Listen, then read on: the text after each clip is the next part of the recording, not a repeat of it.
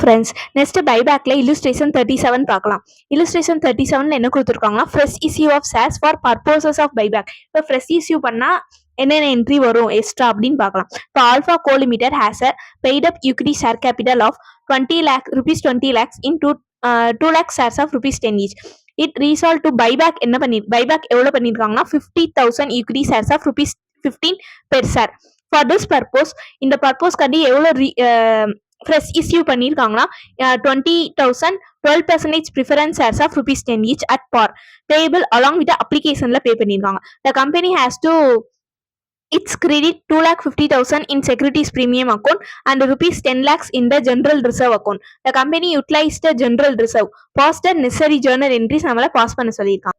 இப்போ எப்பயும் போல நம்ம ஜேர்னல் என்ட்ரி பார்க்கலாம். எப்பயுமே ரிசிப்ட் என்ட்ரி படிச்சிருக்கோம்ல அந்த தான். இப்போ பேங்க் அக்கௌண்ட் டேட்டா டூ இங்கே வந்து ஈக்விட்டி ஷேர் அப்ளிகேஷன் கிடையாது, ப்ரிஃபரன்ஸ் ஷேர்ஸ் தான் அவங்க வந்து ஃப்ரெஷ் இஸ்யூ பண்ணியிருக்காங்க. அப்போ ப்ரிஃபரன்ஸ் ஷேர் அப்ளிகேஷன்.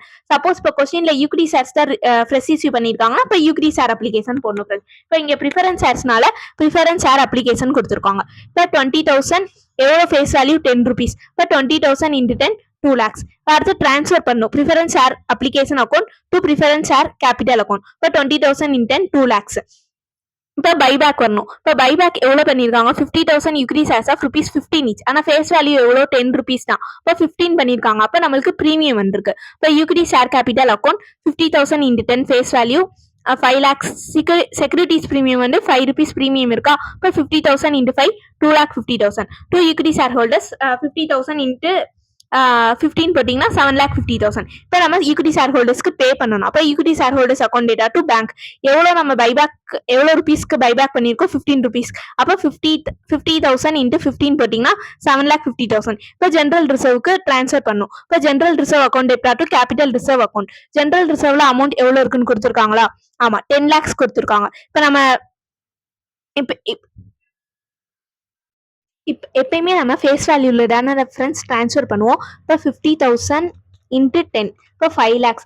5 lakhsல இப்போ நம்ம ஃப்ரெஷ் இஸ்யூ வேற பண்ணியிருக்கோம். ஷேர்ஸ் ஃப்ரெஷ் இஸ்யூ எவ்வளோ பண்ணியிருக்கோம் 2 lakhs ஷேர்ஸ் ஃப்ரெஷ் இஸ்யூ பண்ணியிருக்கோம். இப்போ 5 lakhsல 2 lakhs சப்ராக்ட் பண்ணா பேலன்ஸ் 3 lakhs தான் சிஆர்ஆருக்கு நம்ம ட்ரான்ஸ்ஃபர் பண்ணோம். அப்போ general reserve to CRR account 3 lakhs. இந்த சம்ல ஏதாச்சும் டவுட் இருந்துச்சுன்னா கமெண்ட் செக்ஷன்ல கேளுங்க friends. Thank you friends. see you in the next video.